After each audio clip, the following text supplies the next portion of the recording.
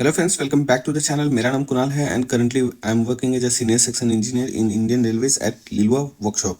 तो इस वीडियो में हम बात करेंगे आपका कि रेलवे का मेडिकल के लिए आप री अपील कैसे कर सकते हैं, क्या प्रोसीजर है।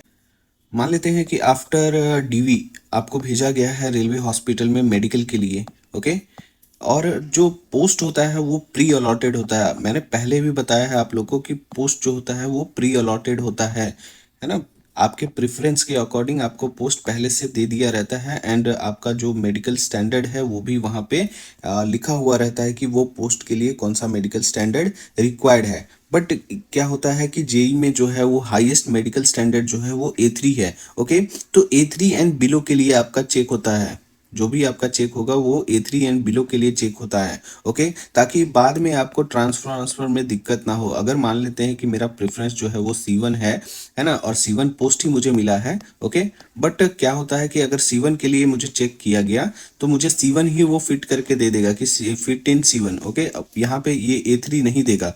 ठीक है। C1 दे देगा तो बाद में मैं अगर वर्कशॉप से कोई ओपन लाइन या फिर स्टेशन पे जाना चाहूँगा, जो कि मेडिकल स्टैंडर्ड B1 एटलीस्ट होता है स्टेशन पे, तो यहाँ से C1 टू B1 में मुझे कभी भी म्यूचुअल ट्रांसफ़र या फिर ऑन रिक्वेस्ट ट्रांसफ़र नहीं मिलेगा, क्योंकि मैं यहाँ पे क्राइटेरिया ही फॉलो नहीं कर पाऊंगा। मेडिकल क्राइटेरिया जो है वो फॉलो नहीं कर पाऊंगा। ओके। इसलिए आपका जो चेक होता है वो A3 एंड बिलो होता है। Okay.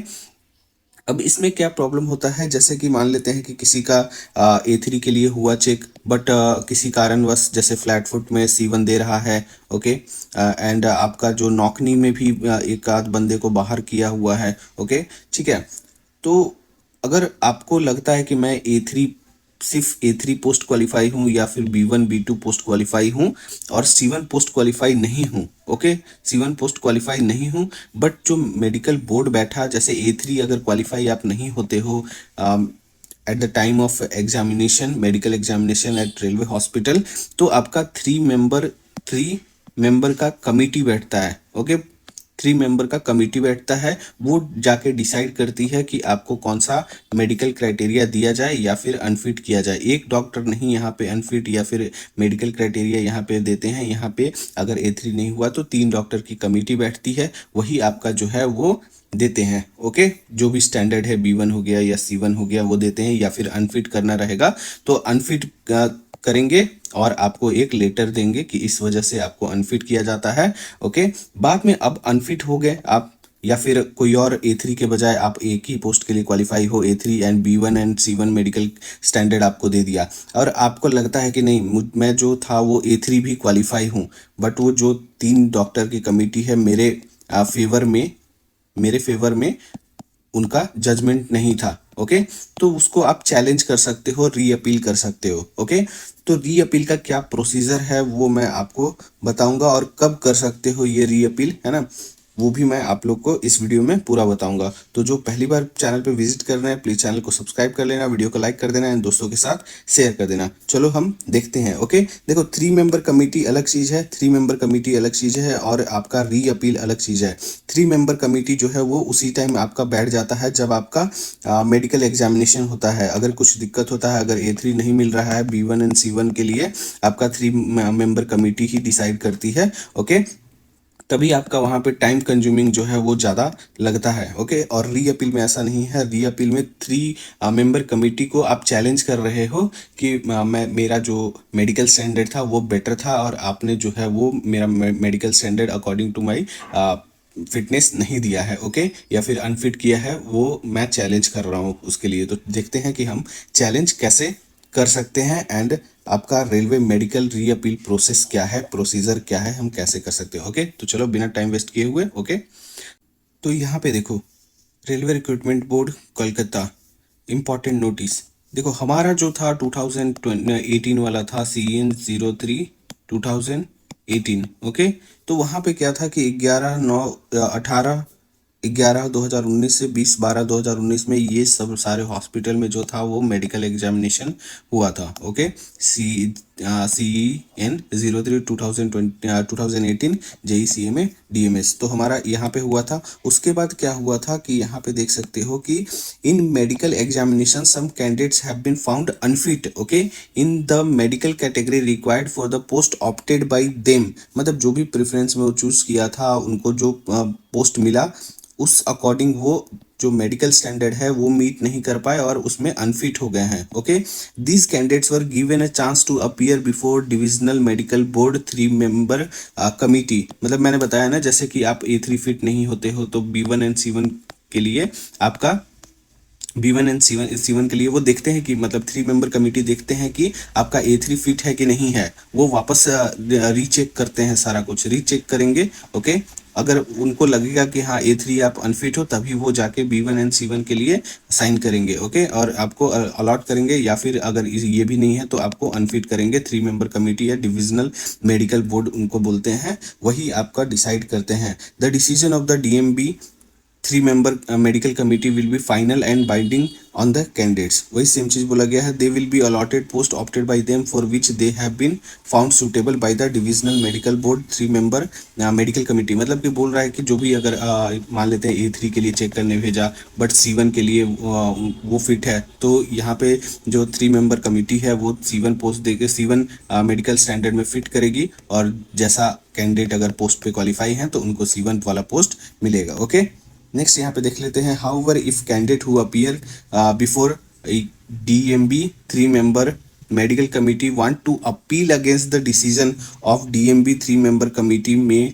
Submit the same to ये एड्रेस है ना भाई, मतलब आपको डेट वेट सब दिया रहेगा। ओके, तो मतलब बोला गया है कि अगर किसी कैंडिडेट को लग रहा है कि जो 3 मेंबर कमिटी है ना, डिविजनल मेडिकल बोर्ड जो मेरे फेवर में डिसीजन लिया है वो गलत है, और मैं इसको चैलेंज करूंगा, री अपील करूंगा, है ना, उनके डिसीजन को, तो क्या प्रोसीजर है वो आगे आपको देखना है। और यहाँ पे आप किसको करोगे एड्रेस करोगे प्रिंसिपल चीफ मेडिकल डायरेक्टर को, CMO को, चीफ मेडिकल ऑफिसर को कंसर्न्ड रेलवे में, है ना। ओके, तो यहाँ पे देख लेते हैं कि after appeal no further chance will be given for medical examination, appeal के बाद आपको कोई भी चांस नहीं दिया जाएगा। Such appeal will be entertained only if it is made as per the following instruction given below, मतलब कि कैसे आपको अपील करना है वो यहाँ पे दिया गया है। ओके, तो सारा में सेम ही प्रोसीजर होता है, एक आप प्रोसीजर देख लो। फर्स्ट क्या है, the appeal should be mentioning the reason justification for which the candidate making the appeal. देखो, आपको अगर कमिटी जो है वो 3 मेंबर कमिटी जो है वो अगर अनफिट या फिर किसी चीज में फिट कर रही है तो आपको प्रॉपर रीजन देती है, अनफिट कर रही है तो प्रॉपर रीजन देती है कि आप इसमें अनफिट हो, ये वाले मतलब पूरा अनफिट हो आप, तो लेटर एक देगी साइन करके और प्रॉपर वहां पे रीजन मेंशन होता है। तो वो चीज आप देखोगे कि ये रीजन जो है वो जस्टिफिकेशन आप दोगे उस मतलब जो भी जिस चीज के लिए आपको अनफिट किया उसके लिए प्रॉपर एक डॉक्टर से आगे देखेंगे, उसके लिए जस्टिफिकेशन दोगे आप कि हाँ ये चीज में मैं फिट हूँ और उसका ये कारण है। ओके, सेकंड देख लेते हैं। The candidate must produce a certificate from a government private doctor of the specialities in which the candidate has found unfit as per proforma A, मतलब ए परफॉर्मा मैं दिखाऊंगा, उसमें अगर आप अनफिट हो तो एक स्पेशलिस्ट गवर्नमेंट हो या प्राइवेट डॉक्टर हो, है ना, उनसे प्रॉपर रीजन एंड परफॉर्मा के जैसा भर के और आपको जमा करना पड़ेगा। परफॉर्मा जो है वो मैं दिखाऊंगा अभी, वो भर के और उनका जमा करना पड़ेगा। ठीक है, such certificate should contain a note that government private, मतलब इसमें बोला गया है थर्ड पॉइंट में कि जो भी आपका गवर्नमेंट और प्राइवेट डॉक्टर होंगे वो अवेयर होंगे रेलवे के मेडिकल स्टैंडर्ड से, है ना, रेलवे के मेडिकल स्टैंडर्ड से अवेयर होंगे, and that he is aware of the fact that candidate has already been declared unfit, मतलब उनको पता होना चाहिए कि मेडिकल बोर्ड ने पहले ही कैंडिडेट को अनफिट किया हुआ है। To this standard during medical examination conducted by an appropriate medical board comprising of 3 senior railway doctors appointed by the government in this regard, मतलब कि जो भी ये लिखने से पहले, मतलब कि जस्टिफिकेशन देने से पहले इनको पता होना चाहिए कि जो सीनियर डॉक्टर्स है 3 मेंबर कमेटी जो है वो चेक करके इनको अनफिट किया है, तो प्रॉपर रीजन होना चाहिए कि किस वजह से फिट होना चाहिए, है ना। उनको चैलेंज अगर कर रहे हो तो प्रॉपर रीजन देना पड़ेगा। तो वही बोल रहे हैं कि अवेयर होना चाहिए, जो भी गवर्नमेंट एंड प्राइवेट डॉक्टर होंगे वो अवेयर होंगे रेलवे के पूरा रूल्स से, तभी वो मान्य होगा। ओके, नेक्स्ट देख लेते हैं। The certificate should bear the photograph and mark of identification of the candidate duly attested by such a government private issuing authority. मतलब कि आपका जो भी डॉक्टर होंगे वो फोटो के साथ आपका आइडेंटिफिकेशन मार्क अटैच करके वहाँ पे सबमिट करेंगे, मतलब आपको लेके जाना है। Such an issuing authority shall also clearly mention its MCI state registration number. मतलब परफॉर्मा अभी आगे दिखाऊंगा, उसमें क्या क्या मेंशन है वो भी दिखाऊंगा। नेक्स्ट है आपका the appeal should B accompanying a DD of demand draft of 1,000 rupees payable to PFA and CA of the railway concerned as indicated। मतलब कि आपका DD जो बनाना पड़ेगा अपील करने के लिए 1,000 का DD आपको देना पड़ेगा। ठीक है, the concerned appellate authority and authority in favor of which DD will be drawn is indicated below। मतलब कि यहाँ पे बोला गया है कि किसको अपील करना है। अगर ये हॉस्पिटल में हो तो PCMD ईस्टर्न रेलवे को अपील करना है, एंड जो DD बनेगा इनके फेवर में बनेगा। ओके, और यहाँ पे ये दोनों हॉस्पिटल में हो तो इनको एड्रेस करना है, मतलब अपील करना है, एंड जो ये बनेगा वो DD बनेगा, इनके फेवर में DD बनेगा। ओके, फिर क्या होगा कि the decision of PCMD CMO of the concern railway whether the appeal of the candidate should be considered for re-examination is final and binding on the candidate। मतलब कि आप जो भी परफॉर्मेंस दोगे तो फिर बुलाया जाएगा आपको, है ना। फिर से अगर कंसीडर करते हैं PCMD, उनको जस्टिफिकेशन सही लगता है तो आपको कंसीडर करेंगे, नहीं तो फिर उनका डिसीजन जो होगा वो फाइनल रहेगा। अगर प्रॉपर रीज़न होगा तभी आपको री अपील के लिए, मतलब मेडिकल एग्जामिनेशन के लिए बुलाएंगे, नहीं तो वहाँ से खारिज कर सकते हैं अगर प्रॉपर रीज़न नहीं हुआ तो, है ना। जस्टिफाई लगेगा उनको कि हाँ वो जो डॉक्टर दे रहे हैं वो जस्टिफाई कर रहा है 3 मेंबर कमिटी को, तभी वो आपको वापस बुलाएंगे। In case the decision changes from unfit to fit, मतलब अगर यहाँ पे फिर से रीमेडिकल हुआ तो अनफिट से फिट होता है तो DD जो आपने दिया था वो रिटर्न हो जाएगा आपका। अगर नहीं होता है मतलब कि आपको अगर वैसा कुछ नहीं होता है, फिट विट नहीं होते हो, या फिर आपके री अपील पे कुछ नहीं होता है, तो आपका जो DD है वो रेलवे के रिवेन्यू में चला जाएगा। ठीक है, नेक्स्ट आपका यहाँ पे दिया हुआ है एनेक्सर 1 में किस मेडिकल कैटेगरी चेक करने के लिए भेजा गया है आपको, एंड कौन सा में फिट हुए हो, एंड कौन सा आपका रिमार्क्स 3 मेंबर कमेटी ने दिया है। ओके, तो यहाँ पे देख सकते हो कि ये हॉस्पिटल का नेम है और सेंट फॉर मेडिकल क्राइटेरिया ये इसके लिए सेंट हुए, बट फिटनेस जो फिट हुए वो इसमें फिट हुए, और अनफिट फॉर A3 तो आप चैलेंज कर सकते हो मेडिकल। ये जो रिमार्क्स जो दिख रहा है आपको, ये 3 मेंबर कमेटी ने रिमार्क्स दिया हुआ है। 3 मेंबर कमेटी ने ये अनफिट किया हुआ है कि अनफिट इन A3B1, अनफिट इन A3, अनफिट इन A3B1, अनफिट इन A3, अनफिट इन ये देखो अनफिट इन A3B1, अनफिट इन A3, है ना। तो इसको चैलेंज कर सकते हो आप। ये 3 मेंबर कमेटी का आपका ये है,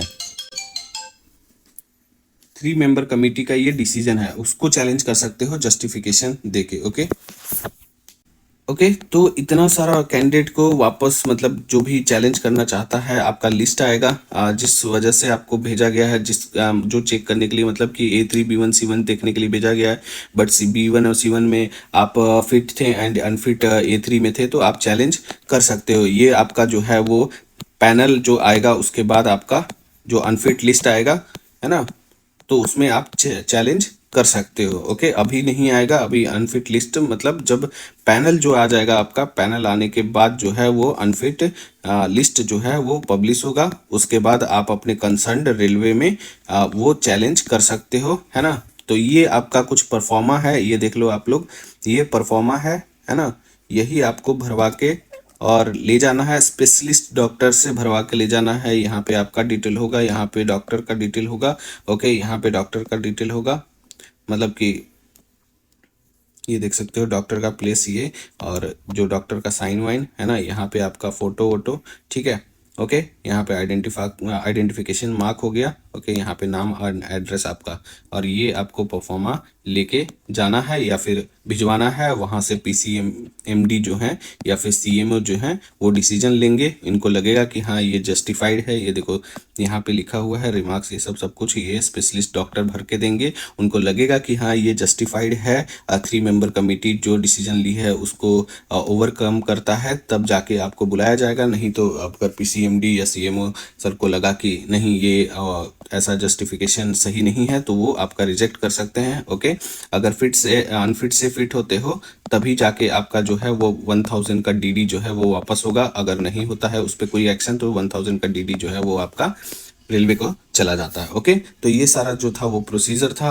अनफिट के लिए, जो अब मतलब क्राइटेरिया फॉलो नहीं कर पा रहे हो, मेडिकल स्टैंडर्ड फिट नहीं हो पा रहे, तो री अपील का ये प्रोसीजर था। ये आपको पैनल आने के बाद होगा, है ना, पैनल जो आ जाएगा या फिर अनफिट लिस्ट जो आएगा, अनफिट लिस्ट जो आएगा उसके बाद ये प्रोसीजर होता है। ओके, 3 मेंबर कमिटी जो है वो आपका at the time of medical examination, DV के बाद जो मेडिकल एग्जामिनेशन होता है उसी टाइम 3 मेंबर कमिटी बैठता है, और अपील जो होता है वो इसके डिसीजन पे होता है। इसके डिसीजन जो लिया है इन्होंने, उनके डिसीजन को चैलेंज करना होता है बस, है ना। ओके, तो होप सो वीडियो अच्छा लगा हो। वीडियो अच्छा लगे तो लाइक शेयर एंड सब्सक्राइब कर देना चैनल को। मिलते हैं नेक्स्ट वीडियो में, तब तक के लिए जय हिंद जय भारत, थैंक यू।